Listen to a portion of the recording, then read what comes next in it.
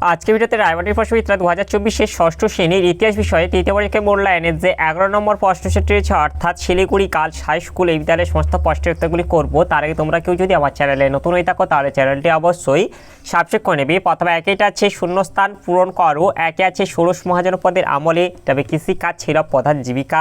2 মহাজনপদগুলি যুদ্ধের কাজে এটাবে লোহার অস্ত্র ব্যবহার করত। 3 এলাহাবাদ প্রশস্তি রচয়িতা হলেন এটাবে হরি সেন। 4 ওয়ার কথা মানে এটা শহর হবে।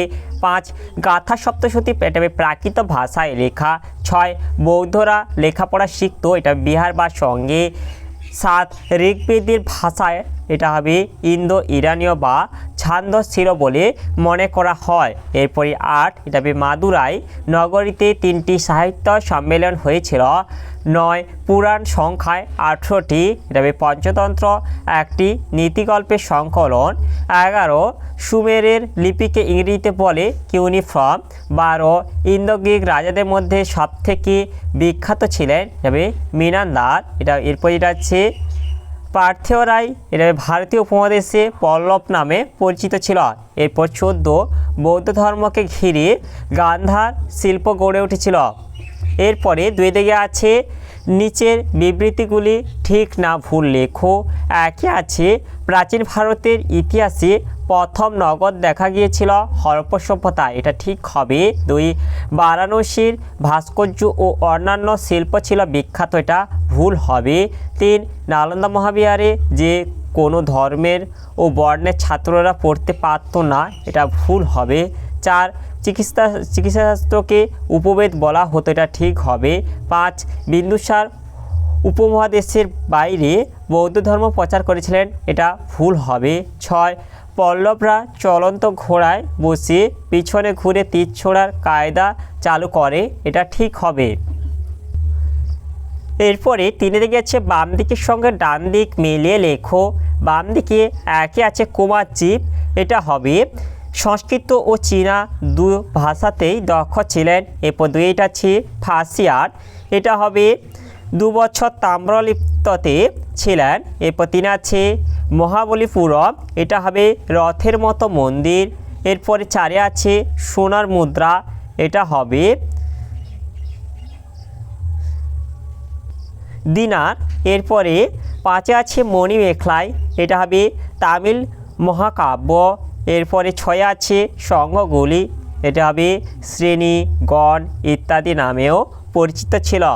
এরপরে 4 দিকে আছে পূর্ণবাক্যে উত্তর দাও। একে আছে নালন্দা মহাবিহারের একজন পণ্ডিতের নাম লেখো এটা হবে শিলভদ্র। 2 প্রাচীন ভারতীয় উপমহাদেশের একটি পরিচিত বন্দর নগরের নাম লেখো এটা হবে কাবেরী পট্টনম।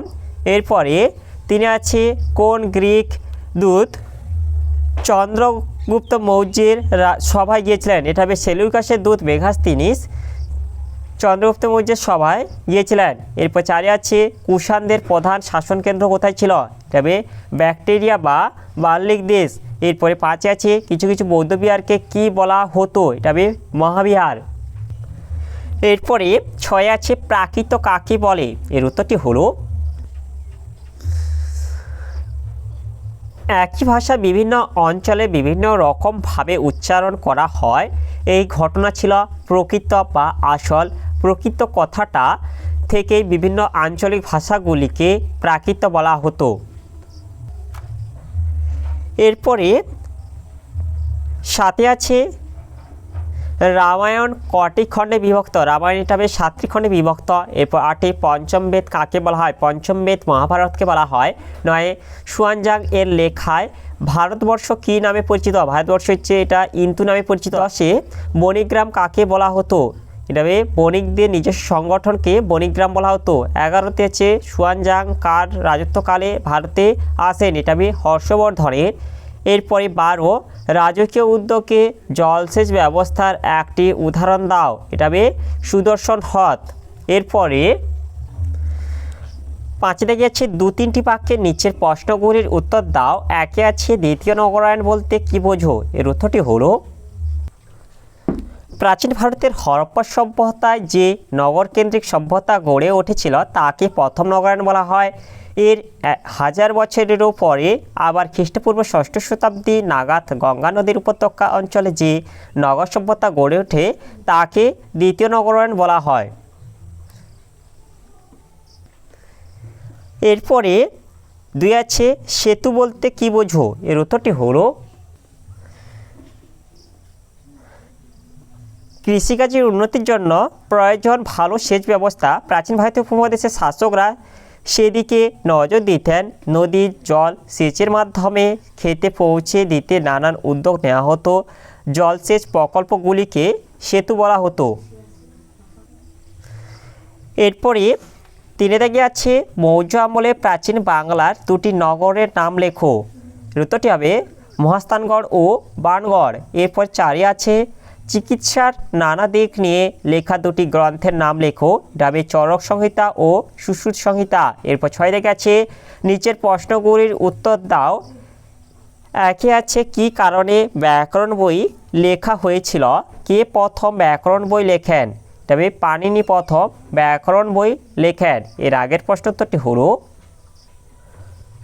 তোমরা এখান থেকে বলে দেবে যে প্রাচীন ভারতীয় উপমহাদেশে সবাই যাতে পড়তে বুঝতে পারে তেমনই ভাষাতে লেখা হয়। প্রাচীন ভারতের ও মুখের ভাষা ও লেখার ভাষা আলাদা ছিল।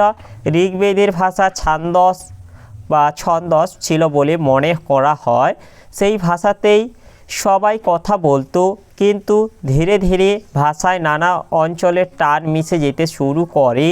তাতে নানা অঞ্চলের ভাষা তৈরি হতে থাকে। তাই ভাষা ও তার ব্যবহারকে নিয়ে বাঁধা দরকার। সেই নিয়ম থেকেই তৈরি হয় ব্যাকরণ। এরপরে 2 দিকে আছে অগ্রহার ব্যবস্থা কাকে বলে? এর উত্তরটি হলো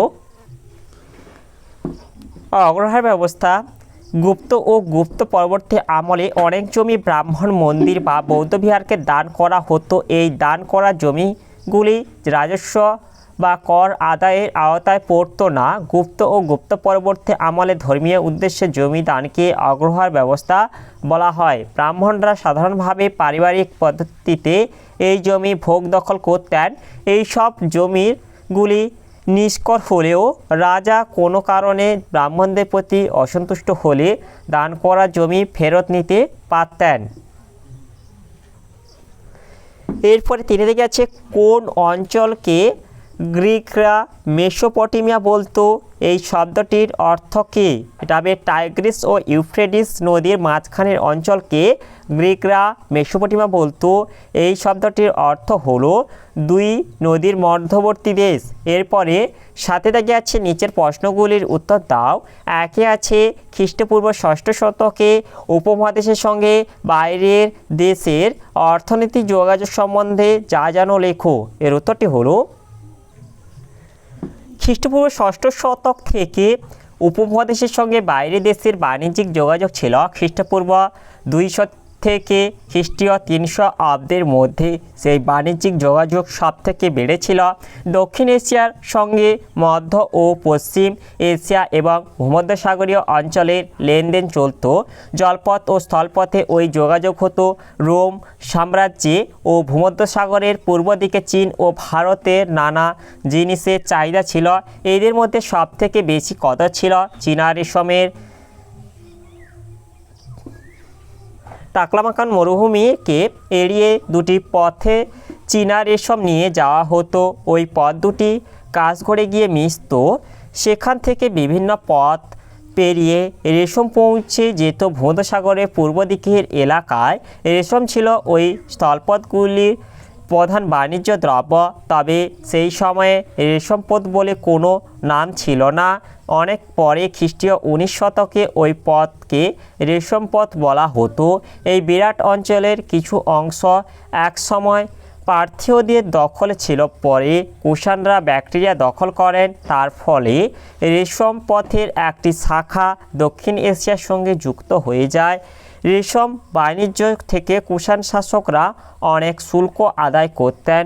ওই ব্যবসার সঙ্গে যুক্ত বিভিন্ন অঞ্চলে মানুষ উপমহাদেশের উত্তর ও উত্তর পশ্চিম প্রান্তে জড়ো হতেন।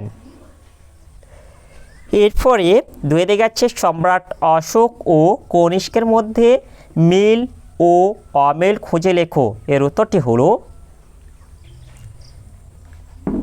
মৌর্য সম্রাট অশোক এবং কুষাণ সম্রাট কনিষ্কের মধ্যে বেশ কিছু মিল ও অমিল লক্ষ্য করা যায়।